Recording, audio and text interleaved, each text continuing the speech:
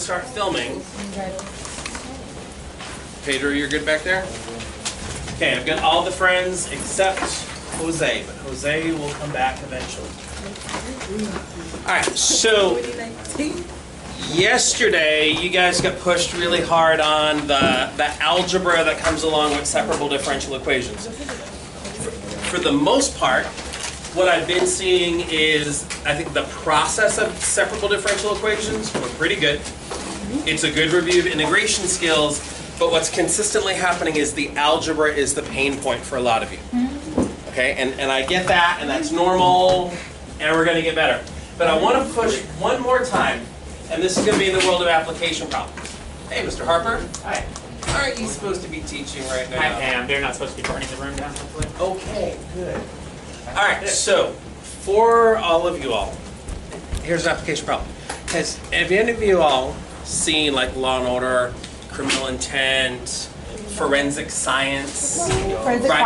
Forensic Files, when they find the dead body in the alleyway or in the bathtub, they call the forensic scientist, right? Why do they call the forensic scientist? What's the goal of that calling that person? To see what happened. They're going to gather information from the scene to figure out things put a like story together. the blood. What time they died. They check the blood, yes. What time they died. What time the body died. Now they don't like go over and say, hey dude, when did you die? They take the temperature of the body. And the reason that they take the temperature of the body is that while you are alive on a regular day, your body temperature is like 98.6. Some of you, maybe you run a little hot, some of you run a little cold. I tend to be cold, that's not a surprise. But you know, normal body temperature is 98.6. And when you die, it gets colder. It starts approaching the temperature of the room. We're good? Based on that, that is a differential equation that's used to model that. So based on some knowledge of differential equations, you can then estimate time of death. Not pinpoint it. You're not going to say, Professor Figueroa was killed by Ashley at 11:19 a.m. But they're going to say, well, time of death is somewhere between 10 and 11 a.m. Right? This is what happens. What they never show, and I wish they did because I think it would be equally sexy, is the math that goes into figuring out that time of death. Right? They don't just come on over and say, oh, he dead, yeah. 2 hours dead, yeah. They actually go and they do some math. Okay? And that's the math that we're going to look at right now. So on page 16, now sadly, it's not a dead body example right now, but it's the same idea. Jesus, can you read the introduction at the top of page 16?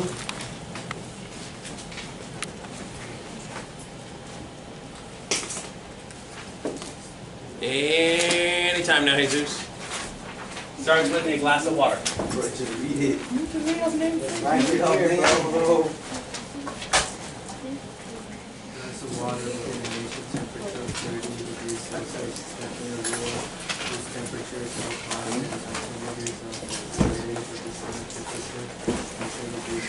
Do you have a volume button? He does, bro. I didn't even know when he said Jesus, come on, a little louder. You can do this. I didn't know he started talking.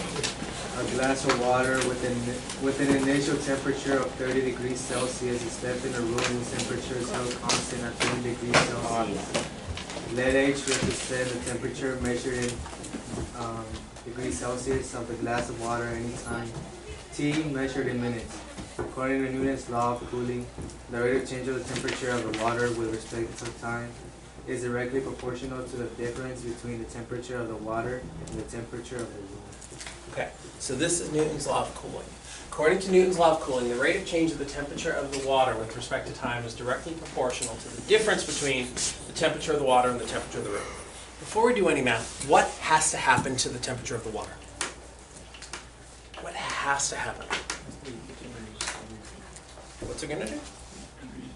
The temperature of the water is 30 degrees. The temperature of the room is 20 degrees.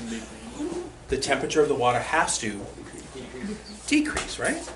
Decrease and like get to 20 degrees Celsius. Decrease and get to less than 20 degrees Celsius. Decrease towards something else. What happens to the water?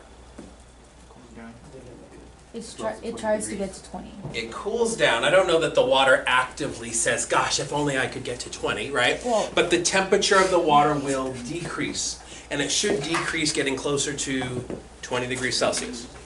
It's always going to be a little bit warmer than 20 degrees Celsius because it has more heat energy than the room. Science, we're okay with this? Yeah. Okay, so I'm really curious to see what you guys can do with pulling out good information from this first part. So take a minute, see what you can do, talk about this, and then we'll go from there.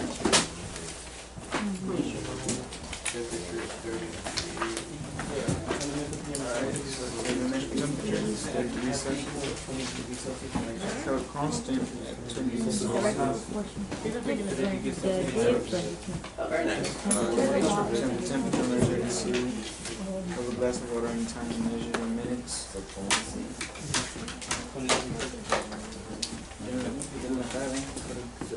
So I know, look, the right proportion that says the difference between if you subtract the temperature of the water minus the temperature of the When it says that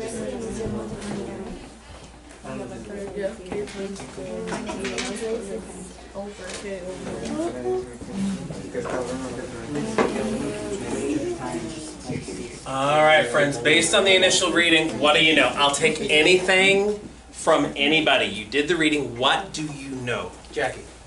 Well, it says the difference between, so you have to subtract, I think, right? The temperature of the water minus the temperature of the room.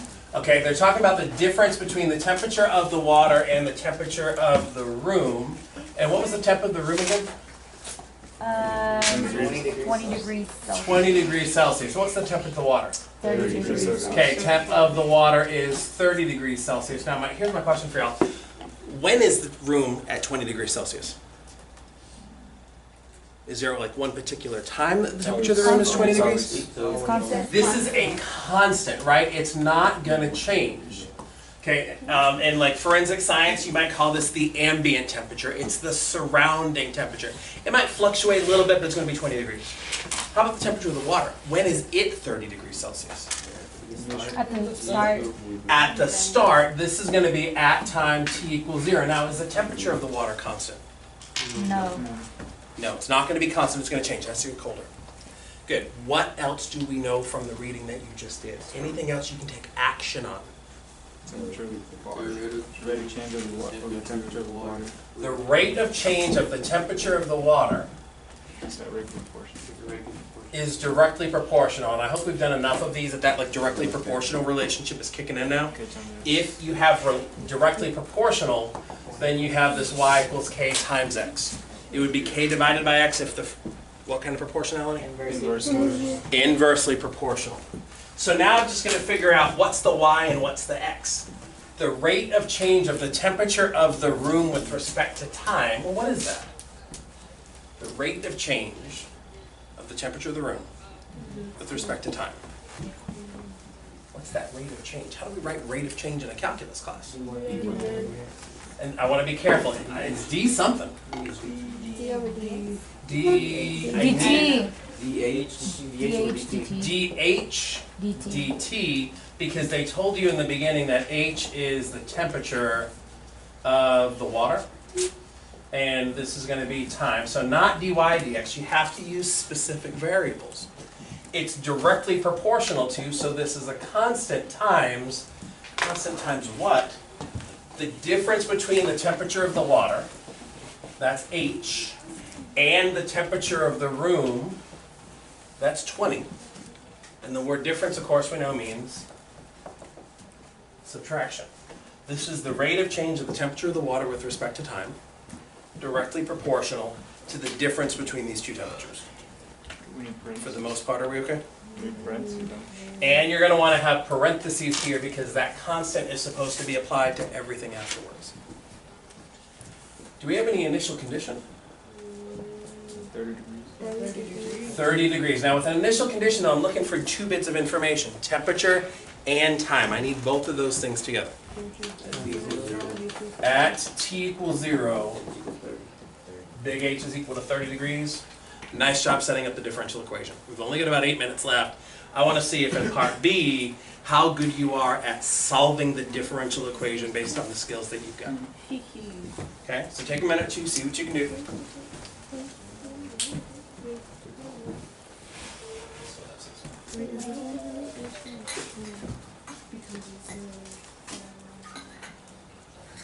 The distance between the temperature of the body and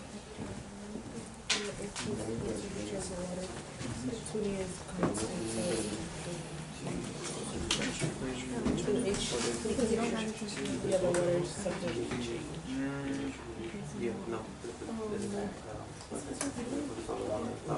Right, so in part B, you're trying to solve this differential equation.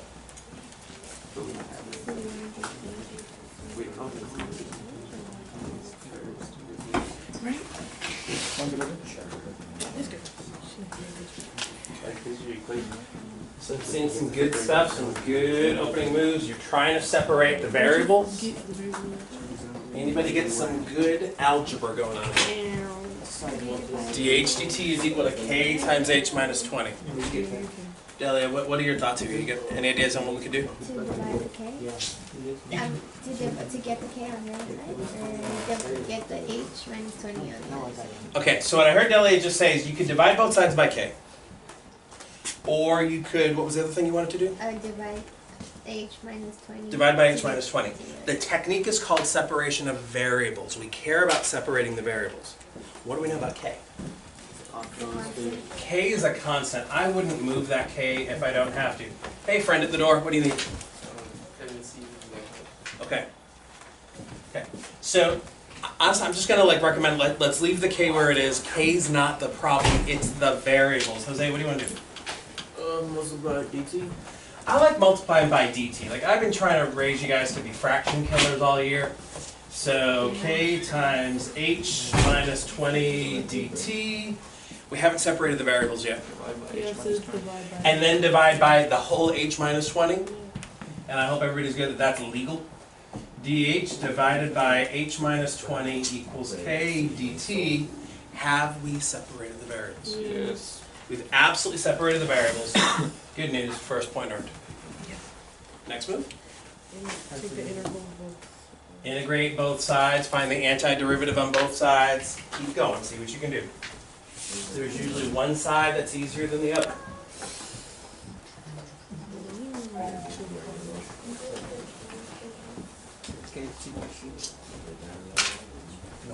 Isn't that it? Wait, if k is a constant, So it's just k KT. If it's helpful, I might consider rewriting the left as 1 over h minus 20. No, h minus 20. No.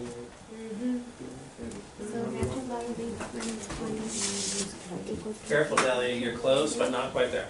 natural log of absolute value. Now you're there. You know what I Nice. meant. 3 points just I don't care. They weren't right.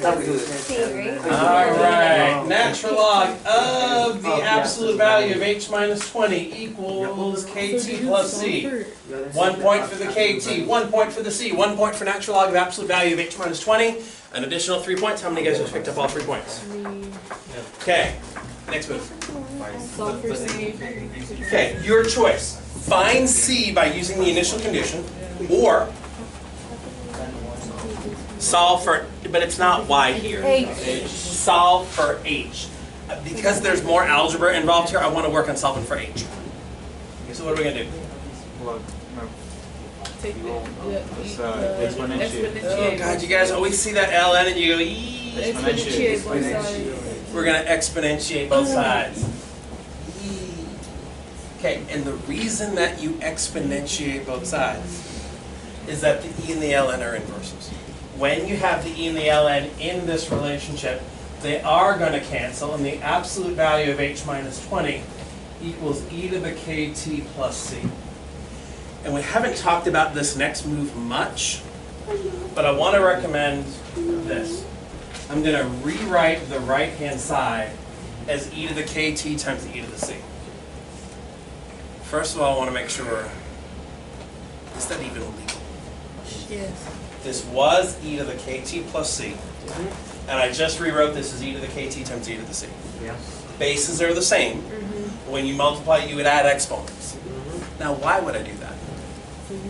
What's the advantage? 1. Yeah, that was 1. Okay, so e to the c. What's the advantage of doing this? You know something. E is a constant. C is your constant of integration. So what about e to the c? This is another super Charlie. It's just super Charlie. So you've got the absolute value of h minus 20 equals e to the kt times c. We've got to get rid of the absolute value bars. How do we get rid of absolute value bars? Right, it's plus or minus over here. H minus 20 is either plus or minus c e to the kt. So that means that h has to be equal to plus or minus c e to the kt plus 20. Not too bad. What are we going to do? Plus or minus here?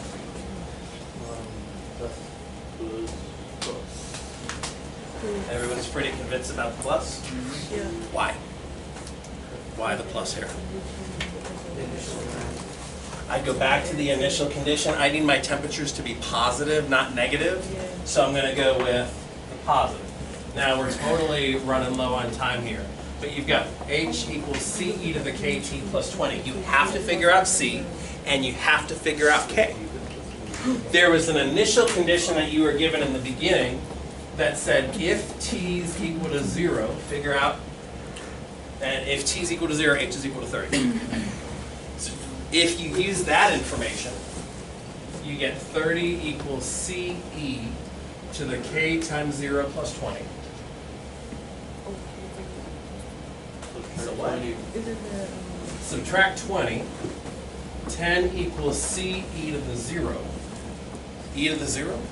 Anything to the power of 0 is 1. So c is equal to 10. You get h equals 10 e to the kt plus 20. And that's good. You're almost there. You're almost done. We don't know what k is. How are we going to get k? Plug in. What are we going to plug in? I still need to figure out k. I use my initial I use this initial condition. But they did tell you in the beginning that at time t equals 10 minutes you have another temperature. So from here I would say, all right, let t equal 10 and the temperature is supposed to be 25. I think for the most part everyone's going to be okay with the plug-in and the solve. Okay. All right, so let's put the desks back in rows.